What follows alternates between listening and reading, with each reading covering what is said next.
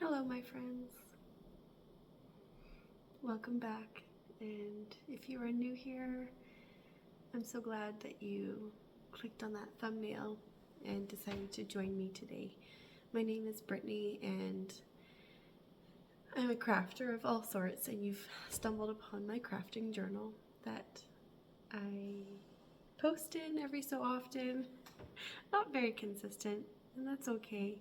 But I do like to check in with you all and share with you what I'm working on. So the footage that you just saw was a bit of my newfound love in a new craft that I did when I was a little girl. Not to this extent, but a little bit.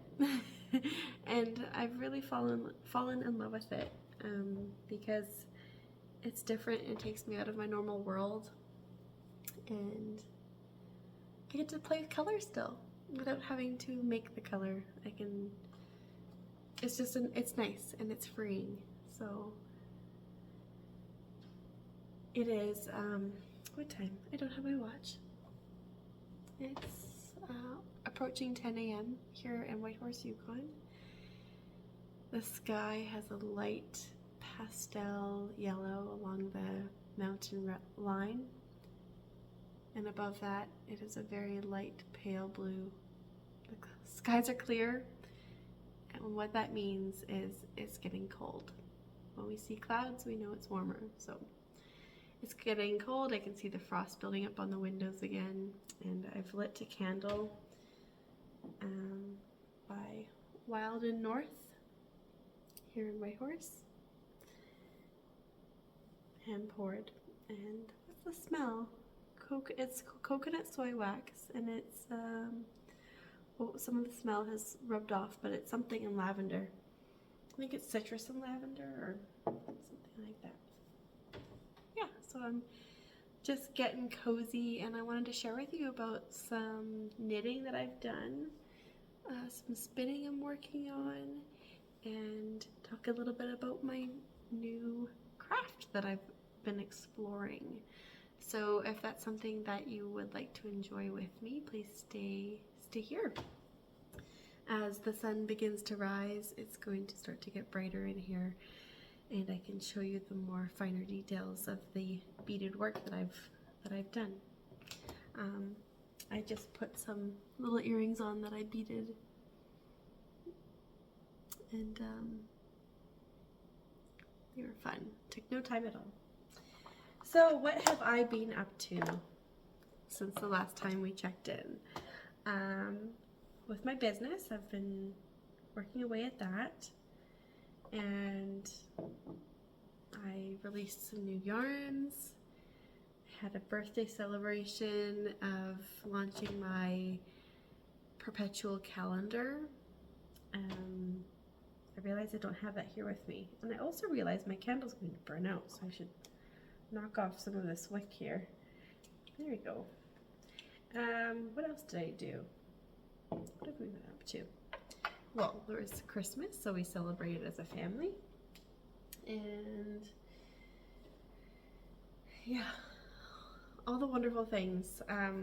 Part of my business, there's some slow processes, like in getting certain yarns made or dyeing certain yarns, and the past few months have been very farm yarn heavy, and I'm so happy about that because it's my dream to just work with farm yarn, but it takes a while to get there and a lot to invest in. So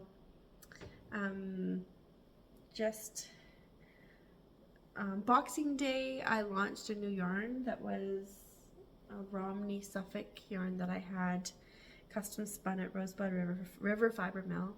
And so my first object I want to show you that I finished is this Gro Hat, which is a design by Fibertales, Lerka. And what I love about this yarn is it's pretty spongy. It does have a toothy hand to it, but I have not once had any itch from this hat. This is my colorway Ruby, and I really loved working with the yarn. It's semi-worsted, semi-woolen spun, sorry. The preparation of the yarn is woolen and then the spin is worsted. So yeah, this was a really fun pattern too. It's a double brimmed and I used the needles called for. And it's a one size hat, so you need to figure out your gauge if you want to go bigger or smaller. I should have blocked it like on a balloon, because I flat blocked it and it's staying ridged here, which gets a little bit annoying when you wear it, because if it slips up your head a bit, it gives you this look. I don't know if it looks bad or anything, but from my point of view, it just looks like it, you know, it should be sitting on my head. So anyways, I love this color on me too. So I enjoyed the pattern, and the yarn, of course, I love. I have more at the mill getting spun, and it's just it's a really nice stitch definition. It's a 3-plied yarn, so it took to these this cabling work quite nicely. Isn't that so pretty? And this lighting is giving off such a nice vibe. Oh, so I was really proud to launch this. How many colorways? I had a rich dark chocolate color, a teal, there's still light blue in the shop, there's still ruby. I think there's no more skein of myrtle left. There's the undyed natural, which I might just dye, because I do have 12 more skeins I can dye, and then I get some more coming, but with this batch I should like keep it separate from the next batch. Yeah, what other? Was there any other colors? I think I dyed 5 or 6. I can't remember. So, yeah, I fell out of love with that one. And Haley, my sample knitter, is knitting a sweater. And I think we're going to do, I'm pretty sure we're doing the Qatar by Suri Nordland, so I'm really excited to see this yarn in that sweater. I'm so excited. So she's working away on that sample. So yeah, it's squishy. If you do have sensitivities to wool, then this might bother you, but otherwise it doesn't have a prickle. So Romney in it is the white color, and then the base actually is like a light gray. I love dyeing bases that are not just creamy white. It just gives a really nice depth to the color. And then the Suffolk was a black. So Alex at Rosebud River Fiber Mill in Alberta did a wonderful job at processing the wool and creating this beautiful yarn. So I hope I can continue getting this back, because it's just lovely. It's DK weight. It's got 220 yards, 200 grams, and it's just got lots of sproing, lots of bounce, good structure, and it's holding, yeah. Oh, so good, so good. So that's my first finished object. Not in order. I just wanted to get that one out of the way. So the next ones are all in my low mileage wool. I should have checked, but I don't remember if I showed you guys this, or at least the progress I was working on. This is a sweater I knit. It's a bit wet still. I had to wash it because I was mixing up whipping cream for my children, and it went everywhere on me, including me. So this is the Garden Party Pullover. Now, Anna from the Bluebird box originally designed this so that you could work with your scraps. But I wanted to showcase my low mileage wool because it's entirely reverse stockinette, but you knit it inside out. And the construction is absolutely wonderful. It's a compound raglan. Do you see how that raglan shape follows? So it looks like it's a set-in sleeve, and then you get a bit of a saddle shoulder. And then you've got this nice garter detail up around your neckline. And then the sleeves, there's no decreases. I need to clean this a little bit in the armpits. Is there decreases? There might be a few. I can't quite remember. And a rapid decrease, and Italian sewn bind off, which I love because I love Kitchener stitch, so it clicks in my head. And so my arms are, I think it's like 17 inches. And then the body I do about 15 inches. Which on this one I could have gone a little bit longer. But I'm seeing if it's going to grow a bit because of the drape. So this is in my low mileage wool in my previous mill run. And this was mix wool.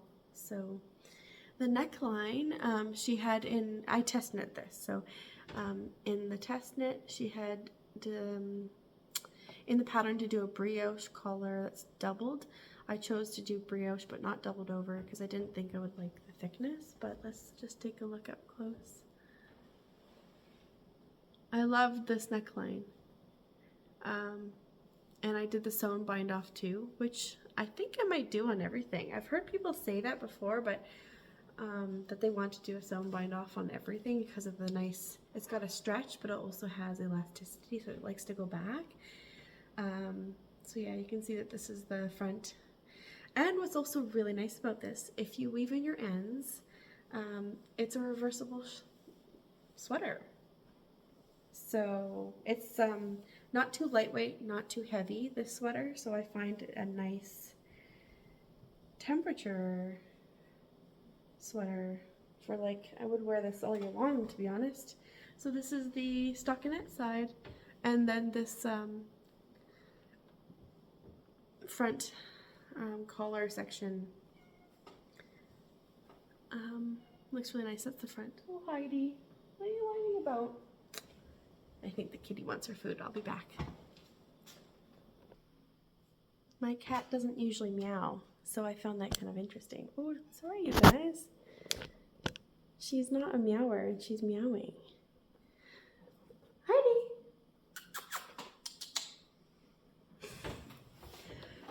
So the garden party pullover, a wonderful knit. Always a pleasure to test knit for Anna. She has lovely patterns. Most of the sweaters that I have test knit, all of them I think might be hers. And it's not just sweaters, I've test knit vests as well, 2 vests.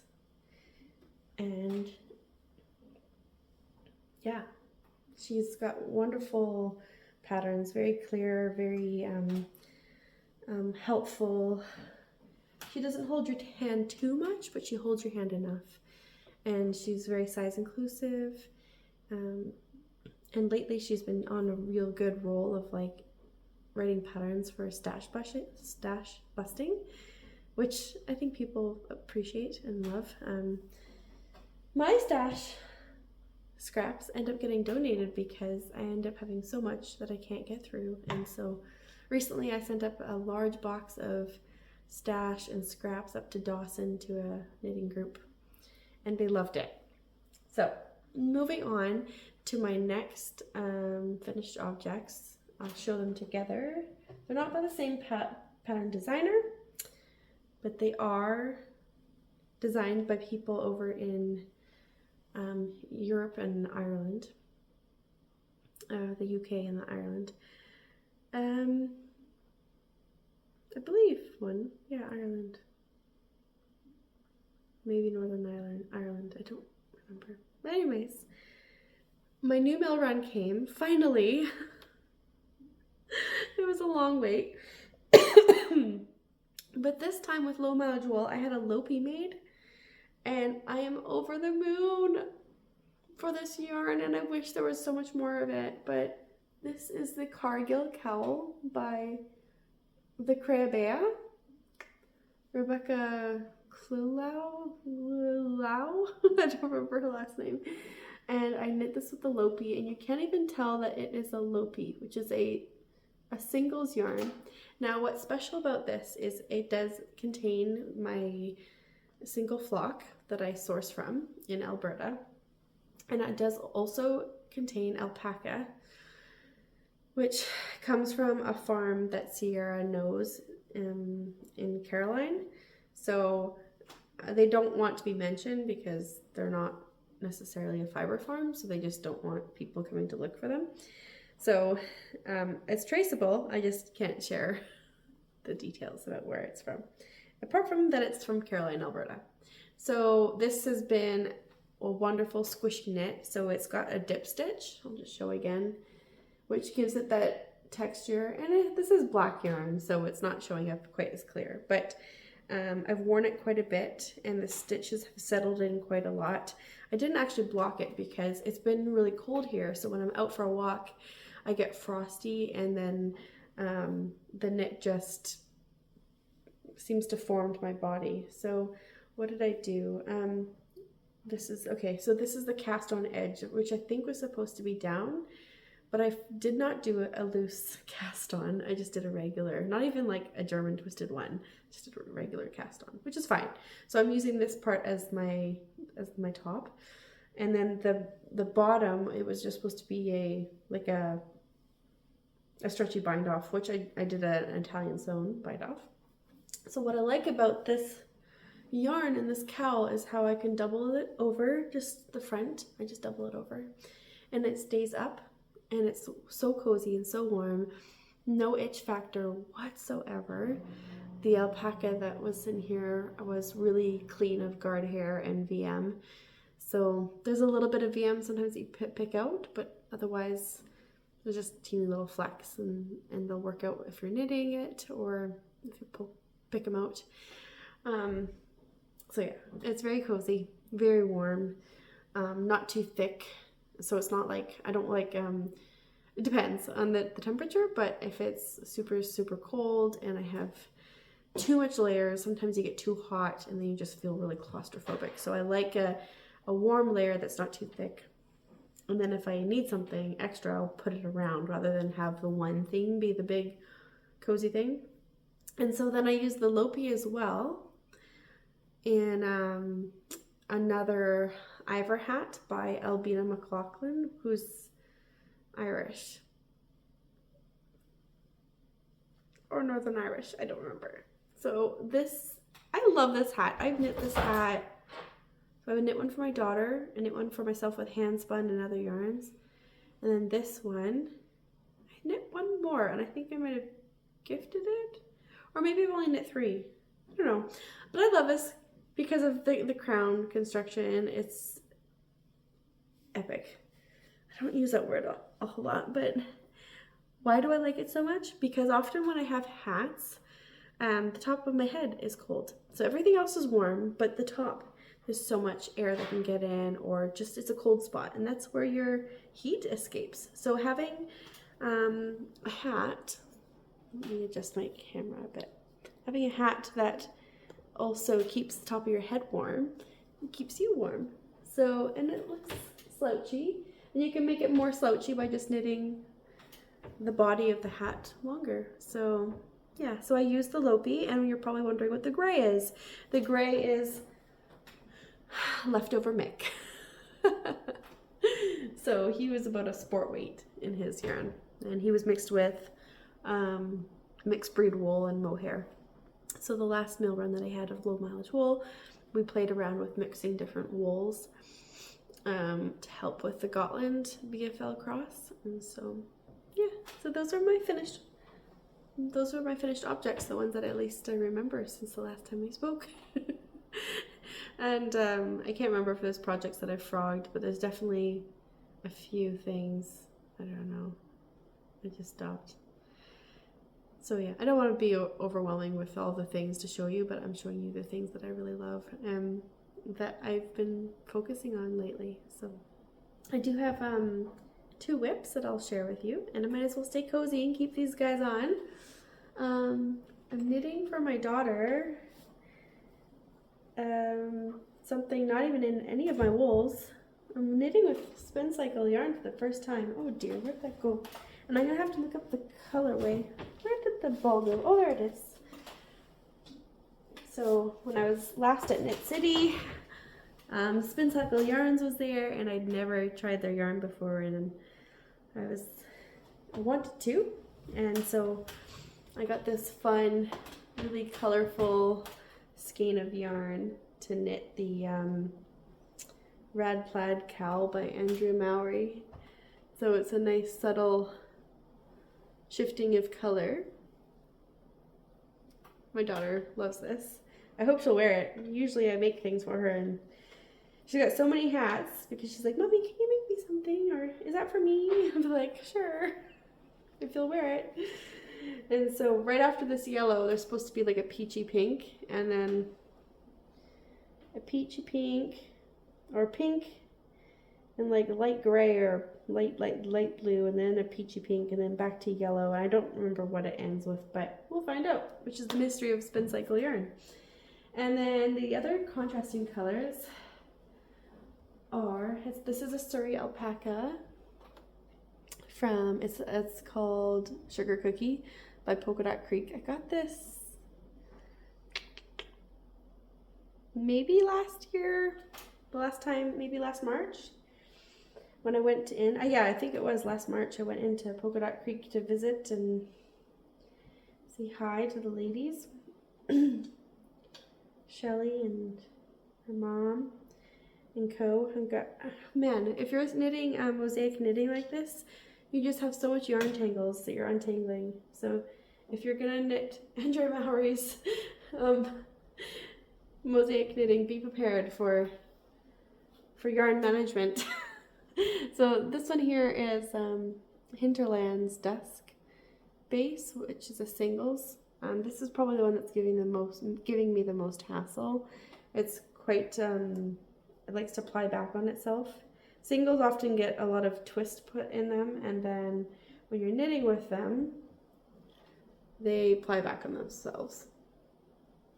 So there's lots of energy, and so often when there's lots of energy still in the yarn like that, they can do some biasing. Let's see, I don't remember if this is having any biasing. Or the stitches, they want to pull one way. So there's a little bit of biasing. So they want to pull one way because there's no opposing ply. So no, so it's giving me a little bit of hassle, but otherwise it's a beautiful yarn to work with. You just have to be prepared for yarn management. And then when I sit there and get into a rhythm, I've got like a ball of yarn to my right, a ball of yarn to my left, and a ball in my lap. And I'm constantly moving them around. And when I am working in the round with this, I have my main color, usually in my lap. And as I'm working around, technically you're twisting your two other yarns. So I like to flip my work like this, if that makes sense, just to untwist the yarns so that I don't have to deal with any unwinding. So you just have to be conscious of that.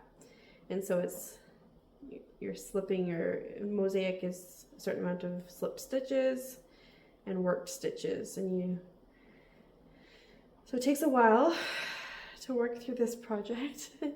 But I am just coasting. I think this might be the first time since running my business where I feel like I don't have to knit all the time. Like, I love knitting, but I also want to take care of my hands because I deal with some numb hands, and I don't want to have to go with surgery options for a carpal tunnel, but I'll give myself breaks or do something different, like paint or bead, or just take a break, spin yarn.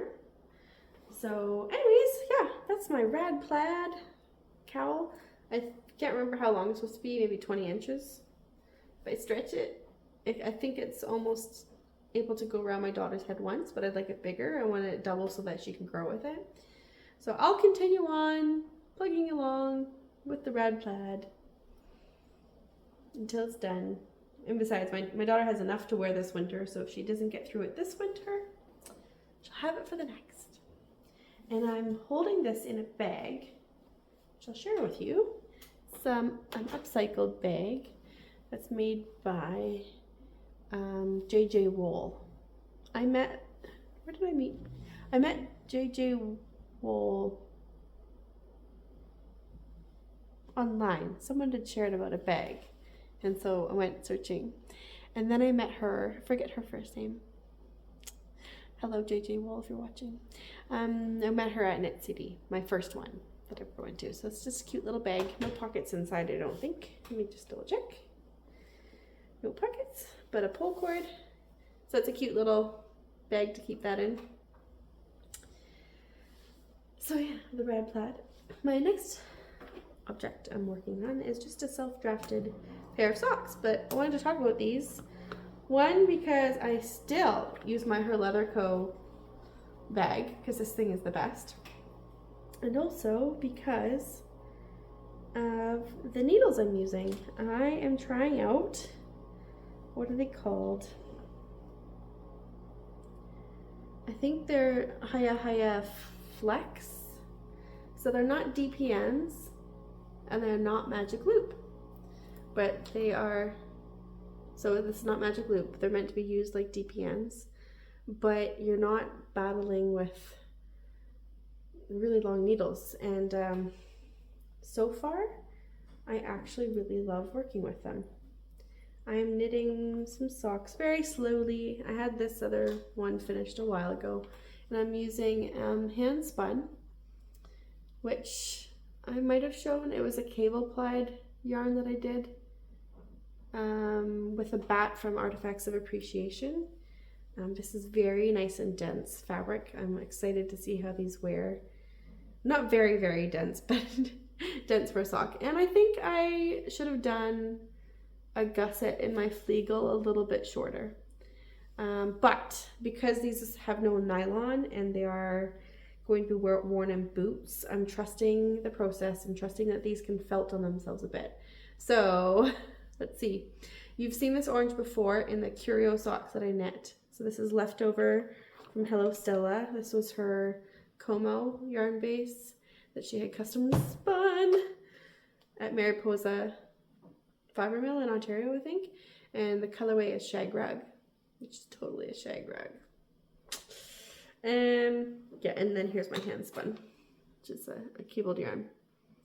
Pretty thick. I'm hoping I'll have enough yarn, which is why I'm adding these cute little stripes.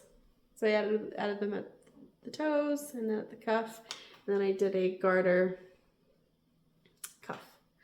I knit these toe up, and it's just a vanilla sock, but I used the stitch counts from the Curio sock recipe by Andrea Mowry, so that I didn't have to do any thinking. Yeah, and the cast on was not Judy's Magic cast on. It's called a Turkish cast on, I believe. So you're wrapping your yarn around 2 needles, and then you knit the loops on the one needle, pull your magic loop thread through, and knit the loops on the other needle. So you don't have to do any twisting of your yarn to create loops. It works very well and very seamless. Let's see. And I've got some stitch markers on here, which are by Crafting Crack and Made. This is a little fire. So I'm so glad I've got her stitch markers. They're my favorite, my absolute favorite. So yeah, if you haven't tried these knitting needles before, I think I would recommend them. If you don't like to deal with long needles that can fall out of your work. And I did test, I can fold my needles and put them through a DPN holder, or you can just put them through and then have them hang out, but then the tips aren't really protected. So I folded them and then put them into the DPN holder, and they were just fine. But I don't have that on there right now. So those are the works in progress I've been choosing to work on. I do have another, like a muscle bra hat, which I'll show you guys when I finish that. But I do have that one, and I knit on that when I'm at church because it's just vanilla knitting. So yeah, and look at my earrings again. All right, so I thought I'd share with you some spinning. I'm doing the 100 days of spindle spinning that Andrea Mowry is hosting, and I wanted to talk about these rollags I made. I've made rollags for some time now, but I never really enjoyed spinning from them, and that's because I crammed them too full. You can still spin them, you just have to tease the fibers out because I made them too compact. Anyways, last night I prepared some rollags that are really light, really airy,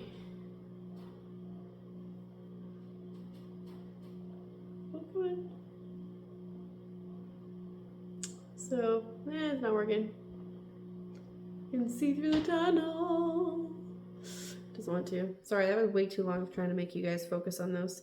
Anyways, I've tested them out. I've actually already spun 2 rolags since last night. And I store my spindles in what is called a portable printer case. You can get these on Amazon.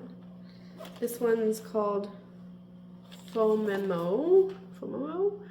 It's a nice big one. I got lots of spindles in here. Lots of spindles. I have, goodness, 4 different goddess spindles. These ones I've found on D-stashes on Ravelry. So this is a yeah, very pretty, like burned edging, and I think this is the Year of the Tiger, which is my birth year. This one's a strawberry, which I've already spun some samples on. I've got more, but we'll show you this one. These ones just arrived. This is a dragonfly with a mushroom. And this one's beautiful. I love hummingbirds. We don't get those here in the Yukon. Painted hummingbird. Now the other ones I think are oak, and this one I don't know what the wood is. So if you know what wood this is, it's really pretty. It's got the natural little flecks. I don't remember what that's called. So those ones don't have any fiber on them. This spindle here is nice and full. It's so full it's hard to flick now. And it spins forever. So this one is by Spanish Peacock.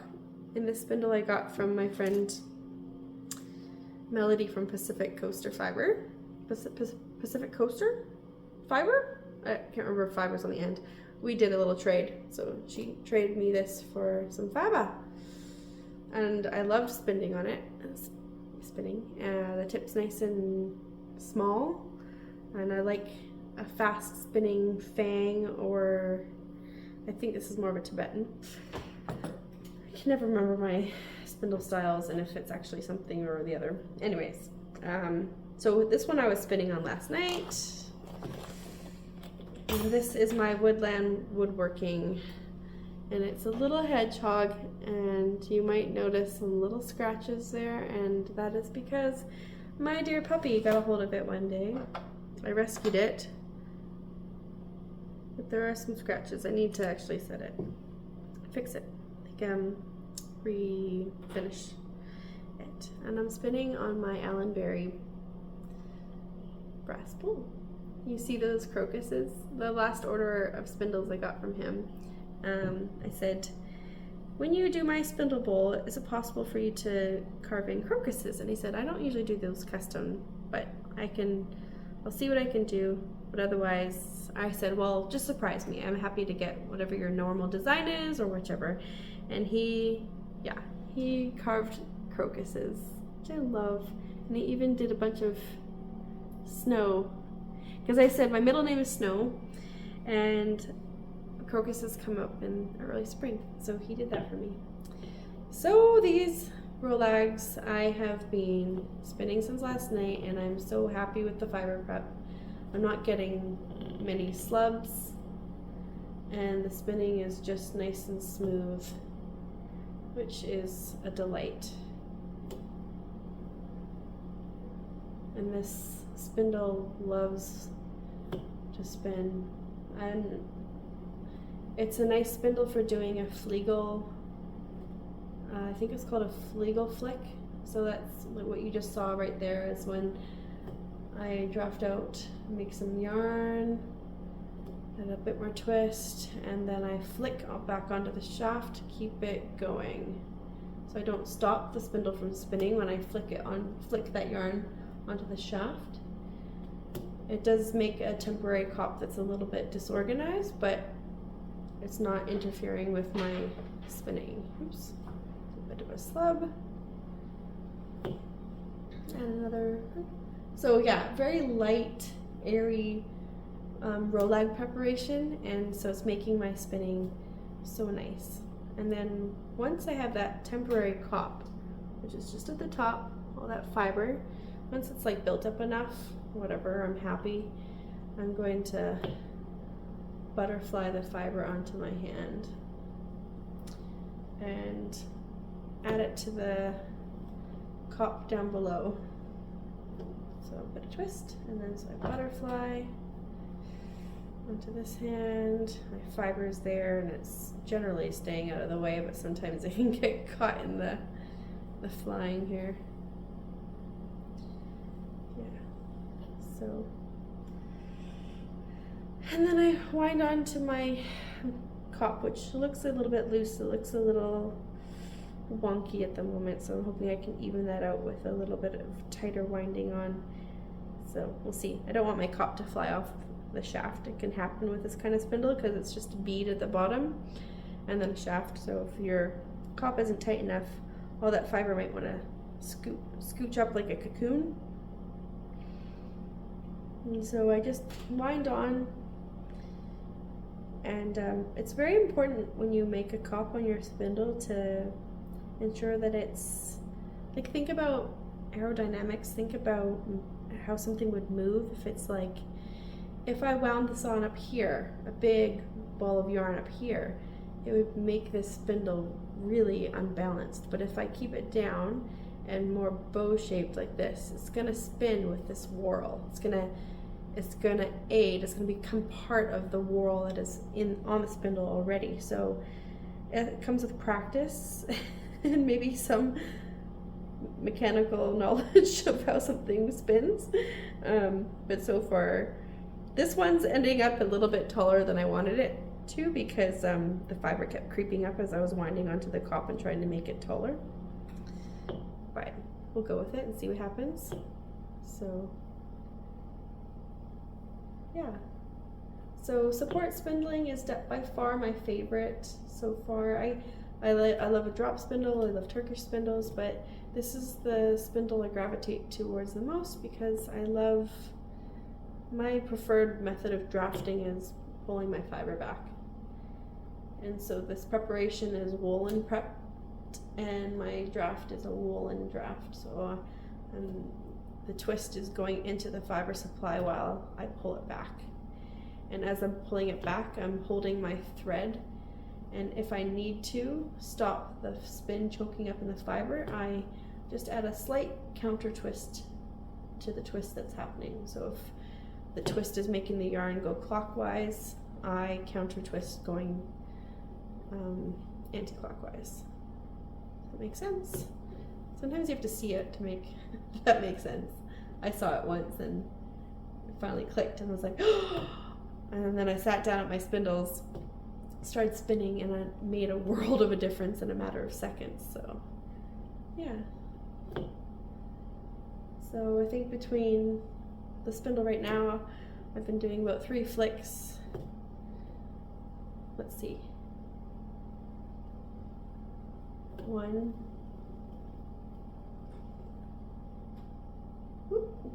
2, and on 3, which ends up being part of the next drafting. So, and I've already got a little bit of yarn on there. So this fiber I'm spinning is Pulworth from Megan at Bramble Ridge, and the colorway is called Duck.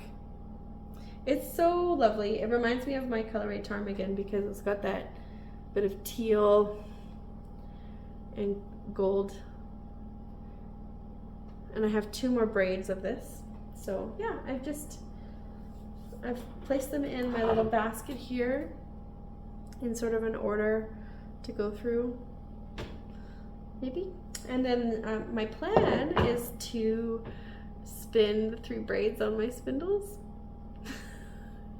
which is a lot of work. And this is all 1 braid, and this is my 2nd spindle filling it up. I've got lots of other spindles, and once I get 1 braid done, then I'll wind it all off, probably into a cake. I don't have any weaving bobbins, and then start the next one. But I'm hoping to do a fractal. So this one I basically am spinning from end to end. The next one I'll split into two and prepare the rolags, but a bit differently. Maybe, we shall see. We'll see if it actually comes across as like fractal spine. And then the third one I'll split into 4 or 6 so that the color repeats happen much quicker.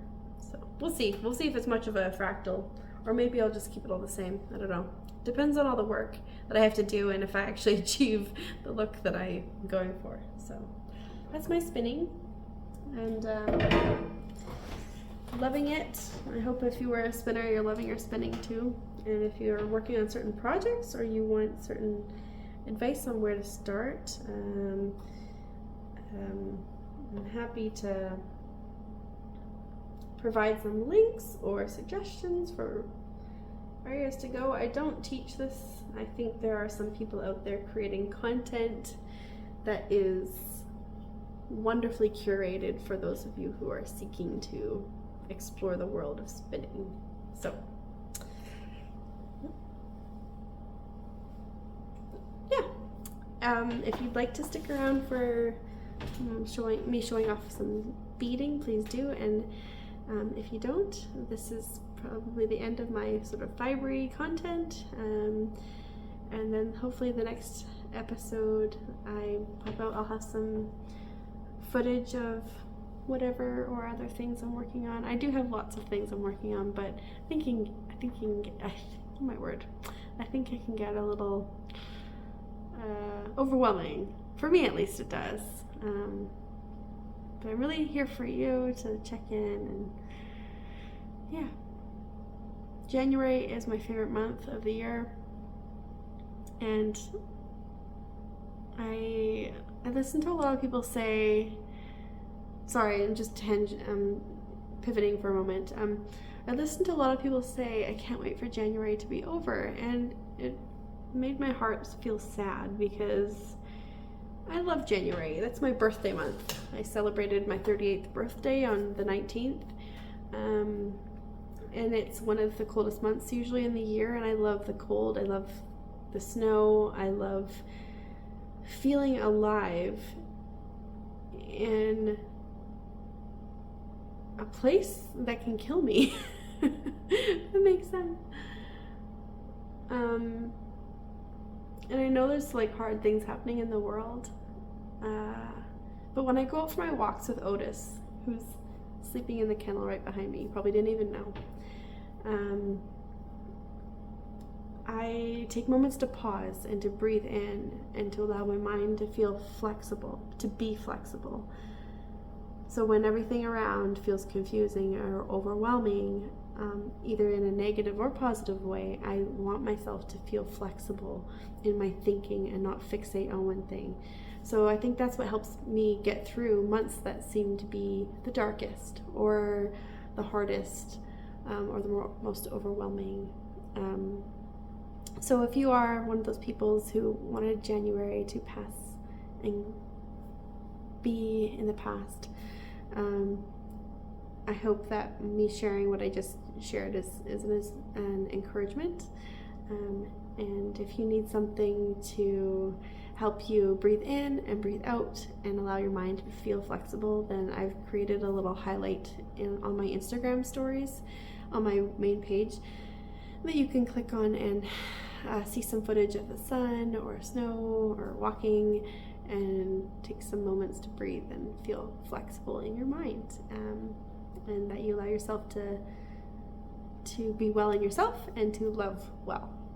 So, beading. Okay, so let me get a bit closer with my earrings that I made. So I started these ones on the outside and worked my way in with I do a 2-needle method.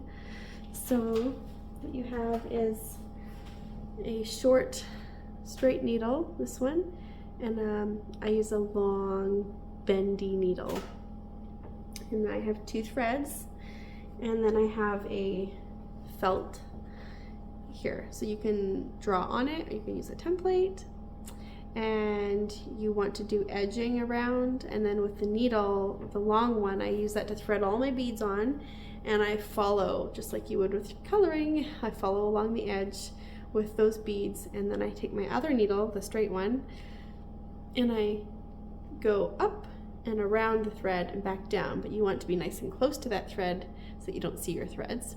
So you're angling in every time. And I tack down every 2 beads.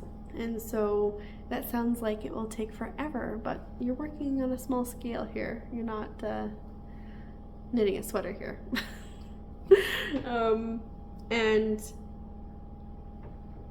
let me pause and go get my first brooch. Okay, so it is very well known in my world that when I want to do something, I do it, and sometimes I do it the hard way. So this one, I did the hard way, I guess, maybe. I did start in the center, and I did these lines here, but then I bordered it. So this one does not look like this. So it's the same pattern, but they're not this. I did not do them the same. So this one at least has the edging. The center to me looks like a fat man with skinny limbs. And now you can't unsee it. And the edging I did a bit different. And this one I did a flat edging. This one I did a more detailed edging. And so they also have hide on the back. They've got cardboard inside of them, and then my pins are sewn down. So they're sewn down, then cardboard, then hide. So this is my very first one. I beaded my daughter a little brooch too, which looks the same. It's just pink. And I don't know where it is. I think it's hanging up on the fridge. So I'm so proud of this. It's my first one, and you're supposed to keep your first one. So that's been on my jacket. And if you live in my Instagram stories, then you may have seen it on my jacket. And I love it. I love the colors. I love the colors. And so after this one, I made my daughter's brooch, and then I made this one, and then I moved on to earrings, because I was like, oh, I want to work on something else, but I don't want a big project. So I made these earrings. Oops, let's hide on the back again. These little ones. Look at those colors. It's like copper and like a champagne gold, and then a really nice teal, earthy, multicolored bead that has like dark purples and copper. So I made these, and then dear Kelsey of K-Zip Knits was like, I love those. And I said, let me make you some, because I want to practice my beading. So I made her some, and I shipped them off. Like, I think I made them in an evening. And I shipped them off, and she got them, and she's wearing them, and she loves them. And so I got into beading because of my friend Andrea, my dear friend Andrea, who's a neighbor friend. And she wanted to teach me how to make a poppy, but we could never get together. So then I was like, I'm just gonna do it. I'm just gonna fudge it and go along with it. So there's the poppy that I'll get back to. But before we did that, she wanted to make some blueberry earrings. And this is like, I think it's a Métis style of blueberry earrings. I didn't have the beads to do sort of the style that was, that the pattern does, but I did kind of take my color theory and play a bit with it. And so I don't know from a distance if they look like blueberries, but they were really fun, and they were challenging in a good way, and some of my best work so far. And the white is a bit stark, but I think from a distance it makes the blueberry pop a bit more. Anyways, I love it. I love it so much. From there I went on to do a really large project, and I'm going to show this because I don't think Esther watches my podcast. I know Heidi does, but Heidi, if you don't want to spoil the surprise, then you're going to skip ahead to this time right here. All right, so I did a really big brooch, and my dear friend Esther, oh, I love this so much, I'm gonna be sad to say goodbye to it. My friend Esther, she's a watercolor artist, a beautiful watercolor artist, and a beautiful person. I've met her once, and that's because of Heidi, and she painted these poppies, and I love them so much. So I kind of sketched out on paper, not exactly the same, but sort of, I just sketched it out. And then I was like, I can do this. I can do this. And I could have learned some more beading techniques, but I just kind of went with it. I did some speckling of colors in there. Do you see? Do you see it all the movement? And she loves pink. And then I did a nice chartreuse stem, because flowers usually have a bright stem and darker petals, and filled it in with white and little gold pops of color. And so I'm hoping she could wear that. Isn't that pretty? So I have some yarn I need to dye for a project for Esther, and then I'll get that off to her. So I'm really proud of that one. Very proud. And so I have just a few more things to show.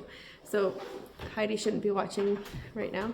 So yeah, I wanted to make something for Heidi, and so I made this brooch. You can see the progress that I've made with playing with color and shapes. Before this one, I actually also beaded another brooch for a friend, a sunflower for a dear friend, and you know who you are. So I got some practice with the sunflower, and I was very happy with the sunflower too. And if I remember, I'll try to pop in a photo of the sunflower. But this one it's not a sunflower, but it's just a flower. But it does, I guess, look like one. And I put a gem inside, so this gets glued down, and then I bead it all around. And I just love this shape so much. The little teeny petals you do last, and hide on the back. I just love it. I love making brooches. I love making earrings. I want to make mitts, and I want to make some slippers, but we'll get to that eventually. For now, I'm just playing and collecting all the beads because it's a very affordable craft compared to knitting and spinning and all that. Your tools are very, very cheap. Needles, right? Like, so I made, moving on, I made some Valentine's earrings. I love them. Okay, so this is like maybe silicone or polymer. Maybe polymer, actually. So Andrea, my dear friend, here on Simple Circle, gave me these little hearts, and she said, you should make yourself some Valentine's earrings. So I was working on these, and I'm used to using so many beads in a little project, but this one, because of the heart taking up so much space, I didn't need much. But yes, these ones are different because those little pearls is a strand of these pearls that have some sort of nylon thread behind them. So you just tack that down and glue one end, and then I tried some different beads, those little pink ones, and then I was like, I think I'm good. I don't think I need to do much of anything more, else these things are gonna be ginormous. And so I started edging it, but I did add a little bit of detail up here to make the heart look just, I don't know, more out there. So yeah. Within the beading world, there's also something called brick stitch, and I was playing with that a few weeks ago, and I finally got some beads that would be nicer for brick stitch, and I sat down in just a matter of hours and made these guys. They're so pretty! These are Charlotte beads. So all of my brooches have been getting seed beads. Oh, I didn't show you my poppy. Where's my poppy? Ta-da! Okay, so the brick stitch works well with uniform beads. Like, they'll come out more even. So I really love these. They catch the light so pretty. I love the feel of these big beads. They're just really silky, and anyways. Oh, the rabbit hole. It's a great one. I love rabbit holes. Hope you do too. Okay, and then the other earrings I made, this is the last one I'm going to show you, is, because it's the last thing I made, is some more brick stitch earrings, but they're called Delica beads. So they're very much more uniform. Oops, there we go. There you go. So this looks so complex, but you know, like just like in knitting, you have your knits and your purls. And in beading, this is a one needle process. You have up and you're down. Simply that, up and down, and however many beads. And up, down, or through like a strand of the thread. So these took no time at all. And if it was my first time making this, then the second time they'll be quicker. I love the colors. These are called delicate beads. They're size 11 if you are a beader. And I'm working on my tension because sometimes things look a bit too tight or too loose. But otherwise they are standing, they are keeping their shape. And then I use these, they're called thread savers, I think. That's that little loop at the top. So yeah, fully dive into the beading world. And just like in the yarn or the fiber world, once you stop, you can't stop. And you just want all the beads because you're like, well, I want to do this, but I don't have that color. I dare you to get into beading. Anyways, so here's some little delicate beads. Yeah, so these are Japanese delicate beads. I got them here in town. There's a shop that sells some. And all of these beads I found at the dollar store. Not for $1, but you go into our dollar store, the real Canadian dollar store here, and buy tubes of beads. So I've got this little caddy of beads that will last me probably a lifetime. Because there's no way I'm making a business out of beading. That won't happen. I'll point you in the direction of wonderful beaders, specifically ones here in the Yukon who are First Nations. So, well, my friends, I hope you've enjoyed hanging out with me. I enjoyed hanging out with you. As you can see, we have gotten our daylight back. Yeah, got the daylight back, and that feels nice. So, it's now time for me to bid you adieu and farewell and bonsoir, bonjour.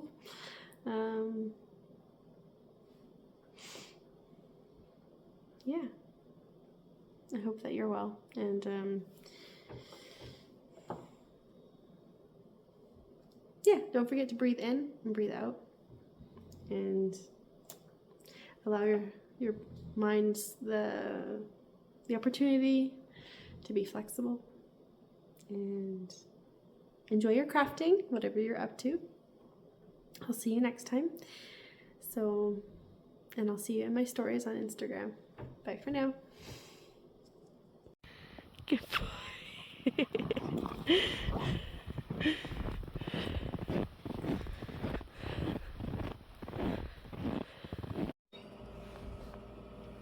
Hey.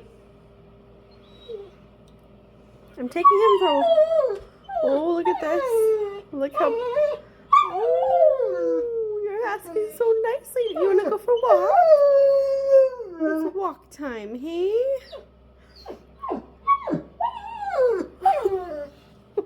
Oh, buddy. Okay, let's go. Get your booties on.